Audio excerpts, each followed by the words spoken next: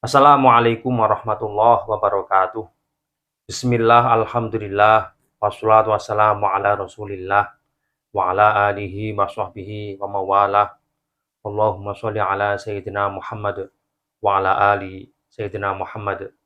Saudaraku sekalian, pernahkah kita berpikir bahwa di dunia ini, tempo dulu, fisiknya tidak sama dengan kita, yang mana mereka memiliki postur tubuh lebih besar daripada kita, atau bahkan jauh lebih besar daripada fisik kita saat ini. Mengingat banyak keterangan yang menjelaskan bahwa Nabi Adam alaihissalam memiliki tinggi badan yaitu 60 hasta atau sekitar 27 sampai 30 meter. Untuk orang di zaman sekarang ini dengan postur tubuh seperti itu disebut dengan manusia raksasa. Kita itu sering membayangkan bahwa manusia raksasa itu setinggi gedung-gedung pencakar langit. Atau kalau dalam pewayangan, istilah raksasa itu adalah makhluk yang tinggi, besar, setara dengan gunung-gunung. Dan mereka itu adalah makhluk karnivora yang memakan binatang dan manusia. Sehingga keberadaannya sangat ditakuti oleh binatang atau makhluk hidup yang lain. Di zaman sekarang ini, kita bisa mengenal manusia raksasa lewat film-film teman-teman. Misalnya film Ultraman. Di situ kita disuguhkan dengan adanya dua sosok besar yang dikategorikan sebagai tokoh protagonis dan antagonis. Yang satu pahlawan, yang satu penjahat. Yaitu adanya Ultraman dan monster yang sedang berkelahi. Mereka berdua memiliki postur tubuh setara dengan gedung-gedung pencakar langit yang tingginya mencapai puluhan meter. Nah, dengan begitu kita membayangkan bagaimana jika dulu di zaman purba atau di zaman kuno terdapat makhluk atau manusia yang tingginya mencapai gedung-gedung pencakar langit atau bahkan setara dengan gunung-gunung. Nah, lalu seperti apa pengertian raksasa secara epistemologi atau secara istilah? Sebelumnya harus kita pahami bahwa raksasa muncul dalam berbagai mitologi dan legenda dari berbagai belahan dunia. Sehingga definisi dari raksasa sendiri tentunya mengalami perpaduan antara budaya satu dengan budaya yang lain. Nah, raksasa biasa juga disebut dengan istilah gergasi atau buta atau dalam bahasa Jawa buto, yang mana makhluk ini menyerupai manusia atau binatang, namun berukuran besar. Nah, jika kita merujuk pada mitologi India misalkan, di situ ada agama Hindu, Buddha, dan Jain. Memaknai raksasa sebagai makhluk supernatural atau orang-orang yang berjiwa jahat, yang sering digambarkan sebagai pemakan daging manusia. Sedangkan menurut mitologi Nordik, raksasa digambarkan sebagai ras makhluk hidup yang berukuran besar dan perkasa, yang sering bermusuhan dengan dewa. Dari berbagai definisi ini, di sini bisa kita simpulkan bahwa raksasa selalu diidentikan dengan makhluk tinggi dan besar. Nah, mengenai gambaran manusia raksasa sendiri, telah diabadikan dalam kitab-kitab dari agama manapun, terutama dari agama Samawi. Misalnya Al-Quran, kemudian Alkitab, atau Injil. Ini juga banyak menyinggung tentang adanya makhluk raksasa. Di sana ada penyebutan nama Goliat, atau dalam bahasa Al-Quran disebut dengan Jalut, yaitu seorang raja di era Nabi Daud alaihissalam yang memiliki tinggi berkali-kali lipat dari ukuran manusia pada umumnya. Dan si Goliat atau Jalut ini dikalahkan oleh Nabi Daud alaihissalam dengan ketapel. Saudaraku sekalian, selain Jalut, ternyata masih ada beberapa manusia raksasa yang juga disinggung di dalam kitab-kitab kuno. Sebagian disebutkan dalam Al-Quran dan hadis, sebagian disebutkan melalui riwayat-riwayat yang dijelaskan dalam kitab-kitab tafsir. Di antara makhluk raksasa yang memiliki postur super besar, yaitu Auj bin Unuk. Ada seorang raksasa yang bernama Auj bin Unuk. Dan ini dijelaskan dalam kitab-kitab tafsir dan sejarah. Misalnya seperti tafsir Ibnu Katsir, kemudian kitab Al-Hawi, karya Imam Suyuti, kemudian kitab Al-Fatawa, Al-Hadisiyah, karya Ibnu Hajar Al-Haytami. di sana menyinggung tentang adanya makhluk raksasa yang disebut dengan Auds bin Unuk. Di sana dijelaskan bahwa dulu ada seorang makhluk raksasa yang mana postur tubuhnya di luar nalar manusia. Namanya adalah Auds bin Unuk. Nama ini sangat dikenal sepanjang masa karena ukuran tubuhnya yang sangat besar dan kekuatannya luar biasa. Auds bin Unuk lahir sekitar 100 tahun sebelum wafatnya Nabi Adam alaihissalam. Pada saat Nabi Adam alaihissalam meninggal dunia, di usianya yang ke-930 tahun, Nabi Adam meninggalkan 40.000 anak dan cucu yang tersebar di muka bumi ini dan di berbagai benua. Nabi Adam alaihissalam memiliki sekitar 21 putra dan 20 putri. Di antaranya adalah Anak atau Anuk, yaitu ibu daripada si Auds ini. Perlu diketahui bahwa Anuk adalah satu-satunya putri Nabi Adam alaihissalam yang tidak memiliki pasangan kembar. Dan secara fisik dia adalah seorang yang buruk rupa atau wajahnya yang buruk dan fisiknya yang jelek. Sehingga Anuk tidak memiliki pasangan seperti saudara-saudara yang lain. Nah, akhirnya si Anuk ini melakukan penyimpangan sosial dan penyimpangan seksual, yaitu dialah pertama kali yang menggagas adanya perzinahan. Walaupun si Anuk ini tidak memiliki suami, tapi dia bebas berhubungan badan dengan siapapun. Dan dari hasil perzinahan itu, lahirlah anak laki-laki yang luar biasa, yang bernama Auds. Pada saat masih bayi, Auds memiliki postur tubuh seperti bayi pada umumnya. Namun, ketika menginjak dewasa, Auds mengalami perubahan fisik yang drastis. Tubuhnya semakin besar di luar kewajaran, sehingga dia menjadi makhluk raksasa yang super besar. Perlu diketahui keberadaan si Auds dalam keseharian. Pada saat duduk, Auds membutuhkan tempat yang panjang dan lebar, yaitu sekitar 1000 kali 1000 meter.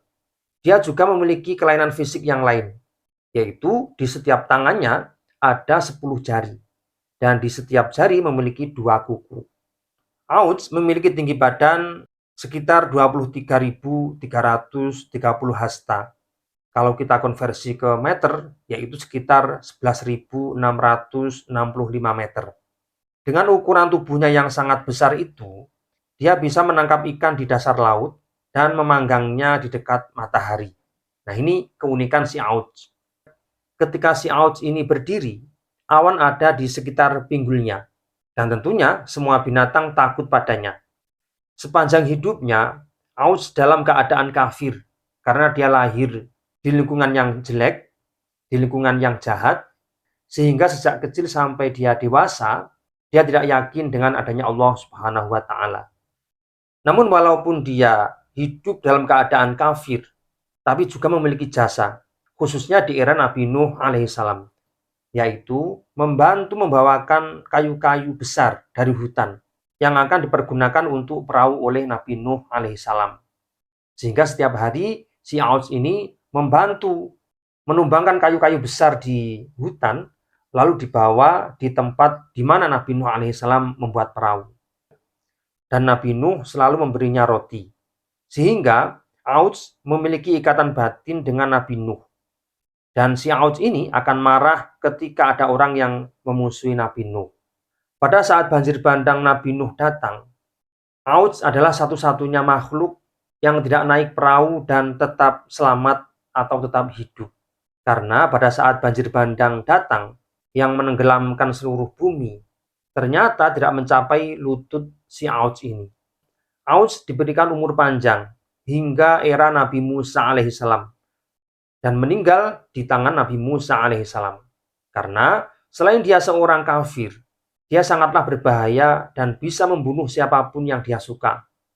Akhirnya pada saat si Auds ini marah besar dan mengamuk, maka Nabi Musa alaihissalam melompat setinggi mungkin dan ternyata masih sampai di mata kakinya si Auds. Lalu Nabi Musa alaihissalam memukulkan tongkat saktinya ke kaki si Auds dan dibantu oleh malaikat Jibril alaihissalam. Dan akhirnya si Auds meninggal dunia.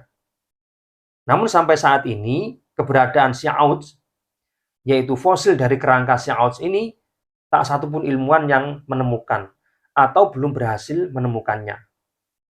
Nah, selain Auds, ternyata masih ada makhluk raksasa yang hidup di zaman kuno, teman-teman. Yaitu yang kedua adalah kaum Ad. Kaum Ad adalah salah satu kaum yang disebutkan di dalam Al-Quran. Mereka termasuk dalam suku kuno yang pernah mendiami wilayah Yaman. Kaum Ad adalah salah satu suku yang musyrik dan ingkar kepada Allah Subhanahu wa Ta'ala. Bahkan mereka menyembah 3 berhala yang dinamai Syamda, Syamud, dan Hiro atau Huron. Kaum Ad diberikan kekayaan yang melimpah. Ini dibuktikan dengan tanah mereka yang subur. Kemudian banyak sumber mata air mengalir ke berbagai penjuru, sehingga memudahkan mereka untuk bercocok tanam. Dari sisi fisik, kaum Ad memiliki tubuh tinggi besar. Tubuh mereka yang paling pendek yaitu sekitar 70 dhira', yaitu jika kita konversi ke meter, sekitar 35 meter. Dan tubuh mereka yang paling besar adalah 100 dhira', sekitar 50 meter. Dengan postur tubuh yang gagah perkasa, ditambah dengan kekayaan yang melimpah, membuat mereka lupa daratan, membuat kaum Ad semakin jumawa, sombong, dan semakin jahat. Mereka semakin angkuh. Akhirnya, Allah Subhanahu wa Ta'ala mengutus seorang rasul, yaitu Nabi Hud alaihissalam. Namun, mereka justru ingkar dengan ajaran Nabi Hud alaihissalam. Akhirnya, Allah Subhanahu wa Ta'ala mengirimkan angin topan yang sangat dingin dan kencang selama 7 malam 8 hari berturut-turut tanpa jeda. Dan sejak saat itulah kaum Ad menjadi punah dan hanya meninggalkan cerita yang diabadikan dalam Al-Quranul Karim yang bisa kita baca sampai hari ini. Nah, selain kaum Ad, ternyata juga ada kaum raksasa yang lain yang jumlahnya sangat besar, yaitu Ya'juj dan Ma'juj. Kaum Ya'juj dan Ma'juj diabadikan di berbagai kitab, baik dalam ajaran agama Yahudi, kemudian dalam kitab Kejadian umat Kristen, dan dalam Al-Quranul Karim bagi umat Islam. Semuanya menjelaskan tentang keberadaannya si Ya'juj dan Ma'juj ini. Kisah Ya'juj dan Ma'juj sudah ada sejak era Raja Dzulqarnain. Mereka adalah bagian dari golongan dari keturunan Nabi Adam alaihissalam. Artinya, mereka itu sebangsa manusia, bukan spesies binatang. Ya'juj dan Ma'juj berkembang dengan cepat, sehingga jumlahnya semakin hari semakin meningkat, teman-teman, dan semakin banyak. Walaupun Ya'juj dan Ma'juj bagian dari jenis manusia, keturunan Nabi Adam alaihissalam, akan tetapi mereka memiliki sifat yang berbeda dari manusia pada umumnya. Nah, ciri sifat dari Ya'juj dan Ma'juj adalah sifat bengis, perusak, membuat keonaran, dan menakutkan. Nah, karena jumlah mereka yang begitu banyak, maka ketika turun dari gunung secara bersama-sama, seolah-olah seperti air terjun yang sedang mengalir. Dijelaskan dalam kitab tafsir Al-Maraghi bahwa Ya'juj dan Ma'juj adalah ras Turki serta Mongol, yaitu perpaduan dari ras Turki dan Mongol. Ini juga dijelaskan dalam hadis Nabi Muhammad SAW yang diriwayatkan oleh Imam Ahmad. Dilihat dari sisi genetik, mereka ini keturunan dari Yafis bin Nuh alaihissalam. Berkaitan dengan fisik Ya'juj dan Ma'juj, mereka memiliki postur yang bervariasi. Ada di antara mereka yang memiliki tubuh tinggi, besar, dan gagah, setara dengan pohon kurma. Dan juga di antara mereka ada yang memiliki fisik cebol atau kerdil. Dan juga di antara mereka ada yang memiliki telinga lebar. Sehingga saking lebarnya telinga mereka, dia bisa menggunakan 2 telinganya, yang satu dijadikan alas untuk tidur, yang satu dijadikan untuk selimut. Nah, inilah fisik daripada Ya'juj dan Ma'juj. Nah, kaum Ya'juj dan Ma'juj telah dikurung oleh Raja Dzulqarnain di sebuah lembah yang diapit oleh gunung. Dan diperkirakan mereka akan muncul kembali menjelang hari kiamat, karena kemunculan Ya'juj dan Ma'juj ini merupakan bagian dari tanda-tanda kiamat kubro atau kiamat besar. Saudaraku sekalian, setelah berkembangnya ilmu pengetahuan seperti saat ini, banyak yang meragukan kebenaran manusia raksasa, seperti adanya Auj bin Unuk, kemudian kaum Ad, dan sebagian dari Ya'juj dan Ma'juj. Mereka beranggapan bahwa itu semua tidak terbukti secara empirik. Misalnya, temuan fosil atau artefak-artefak yang tersisa. Nah, lalu seperti apa teman-teman? Jadi perlu diketahui bahwa ungkapan ini sebenarnya hanya untuk menutupi kebenaran yang sudah dijelaskan di dalam kitab-kitab suci terdahulu. Walaupun peninggalan dari kaum raksasa ini di zaman purba belum semuanya ditemukan, namun sebenarnya sudah banyak fakta ilmiah yang telah membuktikan adanya makhluk raksasa ini.